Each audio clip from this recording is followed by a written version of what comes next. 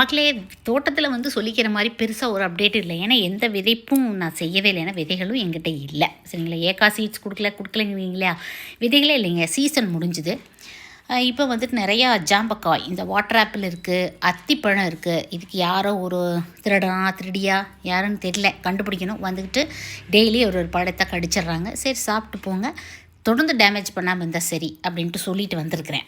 சரியா, இருக்கிற ஹெர்பல்ஸை காப்பாற்றணுங்கிறது மட்டும்தான் என்னோடய ஒரே எய்மாக இருக்குது. நல்ல வெயில் ஸ்டார்ட் ஆயிடுச்சு. நீங்கள் வந்து கத்திரிக்காய், தக்காளி, மிளகாய் இந்த மாதிரி விதைகள் இருந்தால் மட்டுமே தூவி விடுங்க. அவங்கள வருவாங்க. சீசனில் நல்லாவும் காய்ப்பு தன்மை இருக்கும். எங்கிட்ட அதுவும் கூட இல்லை, அதனால் விதைக்கல எதுவுமே. அப்புறம் வாங்க புதுசாக ஒரு ஐட்டம் காமிக்கிறேன். இது வந்து வச்சு 6 மாதம் ஆச்சு.